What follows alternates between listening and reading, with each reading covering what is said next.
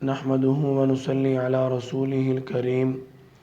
قرآن کریم سورۃ فاتحہ اور 30 پاروں کے مجموعے کا نام ہے۔ فاتحہ کا معنی کھولنا۔ اس سورت سے چونکہ قرآن کریم کو کھولا گیا ہے اس لیے اس سورت کا نام سورۃ الفاتحہ ہے۔ اس سورت کا ایک معروف اور مشہور نام ام القرآن اور ام الکتاب بھی ہے، یعنی قرآن کریم کا خلاصہ۔ قرآن کریم کے خلاصہ میں اللہ کریم نے کل 6 مضامین کو تفصیل کے ساتھ بیان فرمایا۔ نمبر 1 توحید، نمبر 2 رسالت، نمبر 3 قیامت، نمبر 4 احکامات، نمبر 5 ماننے والے لوگ، نمبر 6 اور نہ ماننے والے لوگ۔ ان 6 مضامین کا خلاصہ اللہ کریم نے سورۃ الفاتحہ کے اندر بیان فرمایا۔ الحمدللہ رب العالمین الرحمن الرحیم، اس میں توحید کو بیان فرمایا۔ مالک یوم الدین میں قیامت کو بیان فرمایا۔ ایاک نعبد و ایاک نستعین میں احکامات کو بیان فرمایا۔ صراط الذین انعمت علیہم میں رسالت اور ماننے والے لوگوں کا ذکر فرمایا۔ غیر المغضوب علیہم ولا الضالین میں اللہ کریم نے نہ ماننے والے لوگوں کا ذکر فرمایا۔ ماننے والے لوگوں کے لیے اللہ تعالیٰ ایک ہی قسم کا لفظ بیان فرماتے ہیں کہ الذین انعمت علیہم، اور نہ ماننے والے لوگوں کے لیے 2 الگ الگ الفاظ لائے۔ نمبر 1 مغضوب، نمبر 2 ضال۔ بات ماننا اور نہ ماننا، اس کے بارے میں ایک بات تو اہم ہے کہ ایک شخص بات کو مان لیتا ہے، ایمان لے آتا ہے، تسلیم کرتا ہے، اللہ کے سامنے جھک جاتا ہے، اللہ کے احکامات کو تسلیم کرتا ہے۔ دوسری چیز بات کو نہ ماننا۔ بات کو نہ ماننے کی 2 وجوہات ہوتی ہیں۔ نمبر 1 یا تو بات کا علم نہیں ہوتا، نمبر 2 بات کا علم تو ہوتا ہے لیکن ضد اور انا تکبر کی وجہ سے بندہ بات کا انکار کرتا ہے۔ تو انہی 2 چیزوں کا اللہ تعالیٰ نے ذکر فرمایا کہ جو شخص ضد، انا اور تکبر کی وجہ سے بات کو نہیں مانے وہ مغضوب ہے، یعنی اس پر اللہ کا غضب ہے، جیسے یہودی۔ اور دوسرا جو جہالت اور لا علمی کی وجہ سے بات کو نہیں مانتے وہ ضال ہے، یعنی گمراہ لوگ۔ اللہ نے ان کی مثال دی جیسا کہ نصارہ۔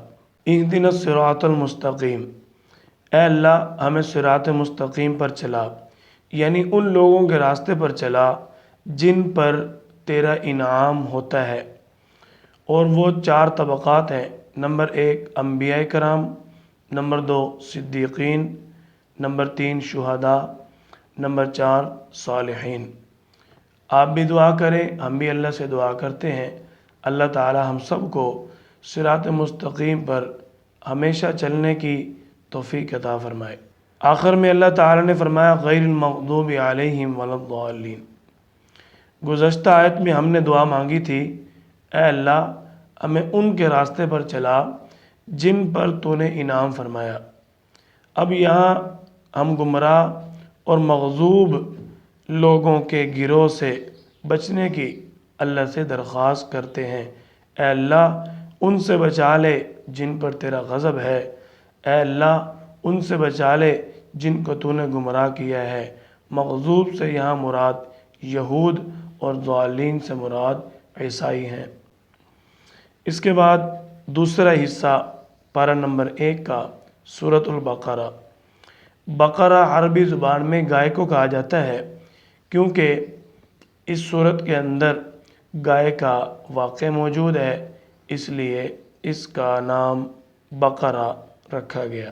الف لام میم۔ اللہ کریم نے قرآن کریم کے الفاظ میں پہلے 3 لفظ ایسے بیان فرمائے کہ میرا بندہ اس چیز کو مان جائے کہ وہ اللہ کے سامنے عاجز ہے، کہ وہ ان جیسے 3 الفاظ بھی نہیں بنا سکتا۔ الفاظ بنانا تو درکنار، وہ اللہ کریم کے ان بنائے ہوئے پیش کیے ہوئے اس 3 الفاظ جو اللہ کا فرمان ہے، الف لام میم، ان کا معنی بھی بیان نہیں کر سکتا۔ ان الفاظ حروف مقطعات کے معانی اللہ کریم کے علم میں ہے۔ ان کو حروف مقطعات اس لیے کہا جاتا ہے چونکہ ان کو کاٹ کاٹ کر پڑھا جاتا ہے، جیسے الف لام اور میم، ان کو کاٹ کاٹ کر پڑھا گیا، اس لیے ان کو حروف مقطعات کہتے ہیں۔ اس کے بعد اللہ کریم نے اہل ایمان کے اوصاف بیان فرمائے۔ الذین یؤمنون بالغیب، کہ وہ غیب پر ایمان لاتے ہیں، وَيُقِيمُونَ الصَّلَاةَ، نماز قائم کرتے ہیں، وَمِمَّا رَزَقْنَاهُمْ يُنْفِقُونَ، اور اس میں سے خرچ کرتے ہیں جو اللہ نے ان کو مال دیا۔ اللہ تعالیٰ نے اہل ایمان کی یہ چند صفات بیان فرمائی۔ ایمان بالغیب سے مراد جنت پر ہم سب کا ایمان ہے، جہنم پر اہل ایمان رکھتے ہیں۔ اسی طرح اللہ کے فرشتے ہیں، ان کو ہم نے دیکھا نہیں، یہ غیب پر ہم ایمان لاتے ہیں۔ اس کے بعد نماز قائم کرنے والے لوگ، زکوٰۃ اور صدقات ادا کرنے والے لوگ، ان کی اللہ نے صفات بیان فرمائی۔ دیگر آسمانی کتابوں پر ایمان لانے والے لوگ، آخرت پر یقین رکھنے والے لوگ۔ دوسرا طبقہ منافقین، ان کا اللہ تعالیٰ نے ذکر فرمایا۔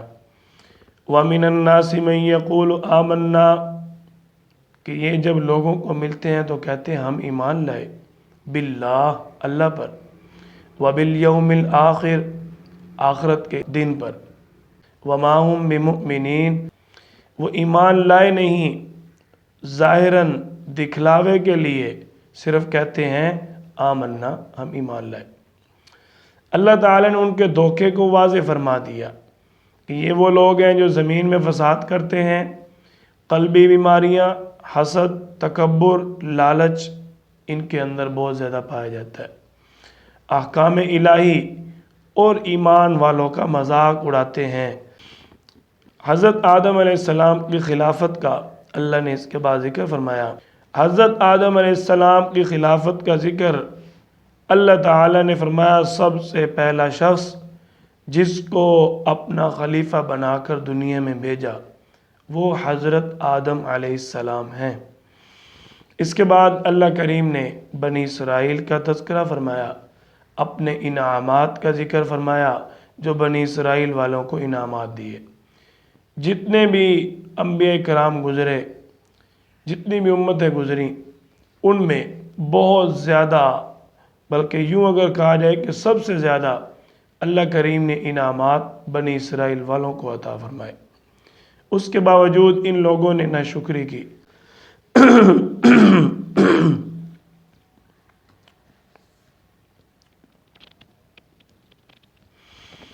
یا بنی اسرائیل اذکروا نعمتی التی یا بنی اسرائیل اذکروا نعمتی التی، بنی اسرائیل میں کثرت سے اللہ کریم نے انبیاء کرام کو بھیجا، ان کو دنیاوی خوشحالی دی، فرعون کی غلامی اور ظلم سے نجات عطا فرمائی۔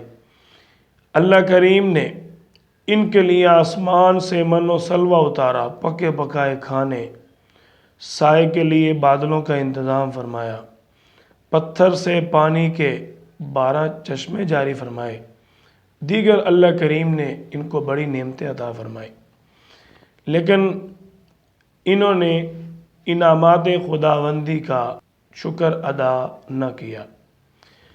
بنی اسرائیل نے حق کو چھپایا، نبی کریم صلی اللہ علیہ وسلم کی نبوت کا انکار کیا، بچڑے کی عبادت شروع کر دی، انبیاء کرام کو ناحق قتل کیا، وعدہ خلافی کی، اللہ کے کلام میں لفظی اور معنوی تحریف کی، تبدیلیاں کی، بغض اور حسد کی بیماری میں مبتلا ہوئے، دنیاوی مال و اسباب سے بے حد محبت ہوگی ان کو، اللہ تعالیٰ کے مقرب فرشتوں سے انہوں نے دشمنی کی، برے اعمال کے باوجود وہ دعویٰ کرتے تھے کہ جنت میں صرف یہود جائیں گے، یہی بات نصارہ بھی کہتے تھے کہ جنت میں صرف عیسائی جائیں گے۔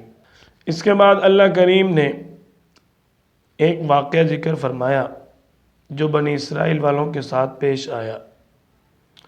واقعہ یوں پیش آیا، بنی اسرائیل کے ایک شخص نے دوسرے شخص کو قتل کر دیا۔ اب قاتل مل نہیں رہا تھا کہ قتل کس نے کیا ہے۔ یہودی حضرت موسیٰ علیہ السلام کے پاس آئے، آ کر درخواست کی اللہ تعالیٰ سے دعا کریں، ہمیں قاتل کا پتہ بتا دیں۔ تو اللہ تعالیٰ نے انہیں حکم دیا، گائے ذبح کرو۔ وَإِذْ قَالَ مُوسَىٰ لِقَوْمِهِ إِنَّ اللَّهَ يَأْمُرُكُمْ أَن تَذْبَحُوا بَقَرَةً، گائے ذبح کرو۔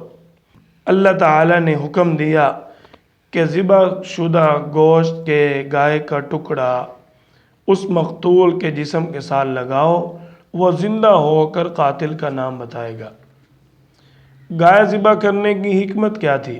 اللہ تعالیٰ نے گائے کو ہی ذبح کرنے کا حکم کیوں دیا؟ اس سے ایک تو قاتل کی نشاندہی ہونی تھی، نمبر دو یہود کا ایک گروہ موت کے بعد دوبارہ زندہ ہونے کا انکار کرتا تھا، ایک تو ان کے اس عقیدے کا اللہ تعالیٰ نے رد فرمایا۔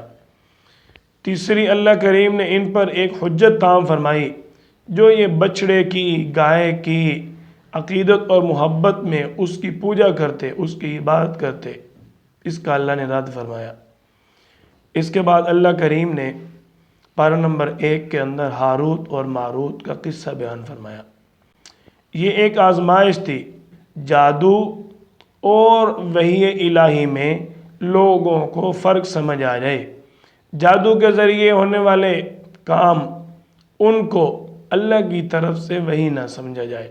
اللہ کریم نے اپنی توحید سمجھانے کے لیے یہ واقعہ ذکر فرمایا۔ اس کے بعد اللہ کریم نے یہود کی ایک شرارت کا ذکر فرمایا، جو وہ نبی کریم صلی اللہ علیہ وسلم کی شان میں گستاخی کرتے ہوئے الفاظ استعمال کرتے تھے۔ اللہ کریم نے فرمایا، یا ایھا الذین آمنوا لا تقولوا راعنا وقولوا انظرنا واسمعوا وللکافرین عذاب علیم۔ اس آیت میں یہود کی ایک گستاخانہ شرارت سے اللہ کریم نے مسلمانوں کو آگاہ فرمایا، اور ساتھ ہی اہل ایمان کو ایک یہ بھی تعلیم دی کہ یہود نبی کریم صلی اللہ علیہ وسلم کی شان میں گستاخی کرتے ہوئے راعینا کہنے کی بجائے راعینا کھینچ کر پڑھتے، جس سے راعینا کا معنی بدل جاتا۔ راعینا کا معنی ہے ہماری رعایت فرمائیں، ہماری طرف توجہ کریں، اور راعینا اگر اس کو کھینچ کر پڑھیں تو یہ عربی زبان کا لفظ بنتا ہے، تو اس کا معنی ہے اے ہمارے چرواہے۔ یہود محض حسد بغض کی بنیاد پر یہ لفظ کہتے تھے، عین کو کھینچ کر ادا کرتے، جس سے نبی کریم صلی اللہ علیہ وسلم کی توہین ہوتی تھی، اللہ کو اپنے محبوب کی توہین برداشت نہیں تھی۔ صحابہ اکرام رضی اللہ عنہم کو یہ لفظ راعینا استعمال کرتے تھے، لیکن معنی معلوم نہ ہونے کی وجہ سے یہودی اس سے خوش ہوتے تھے۔ تو اللہ تعالیٰ نے اہل ایمان کو اس لفظ سے منع بھی فرمایا اور اس کا بدل بھی لفظ عطا فرمایا۔ اس کا بدل لفظ اللہ تعالیٰ نے فرمایا کہ راعینا کی بجائے انظرنا کہا کرو، یعنی ہم پر شفقت کی نظر فرمائیے، یہ الفاظ استعمال کرے۔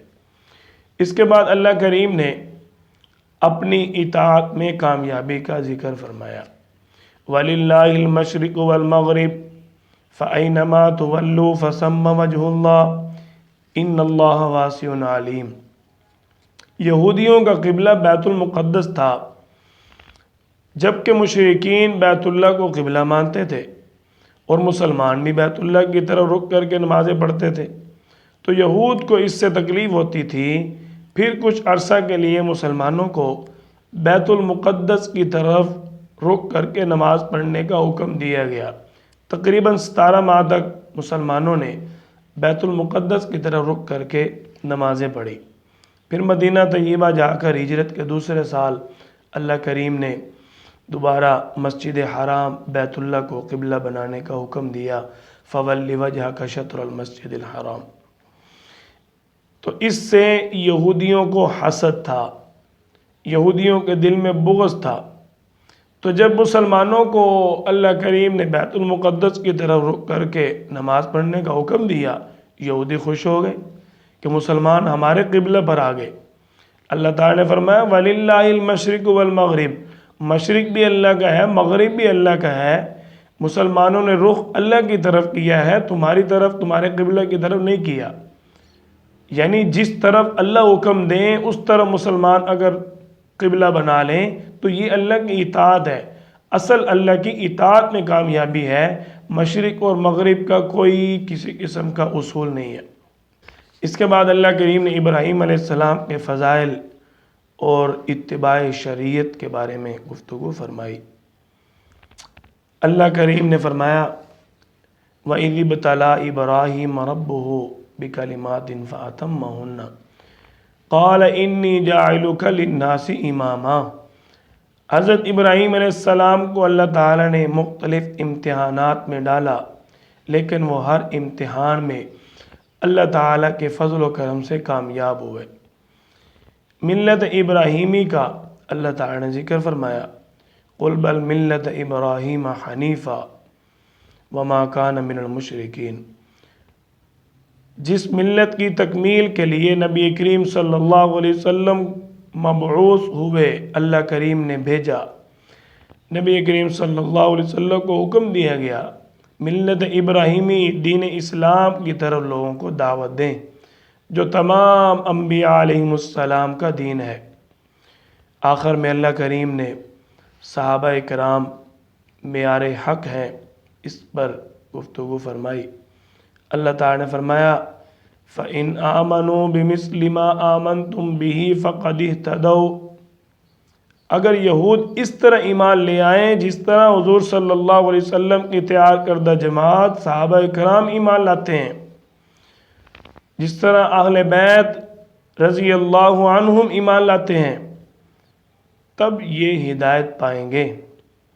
اللہ تعالی ہمیں دین اسلام کی خدمت کرنے کی اور دین اسلام کو صحیح معنوں میں قبول کرنے کی، اختیار کرنے کی اور اس کے مطابق زندگی گزارنے کی توفیق عطا فرمائے۔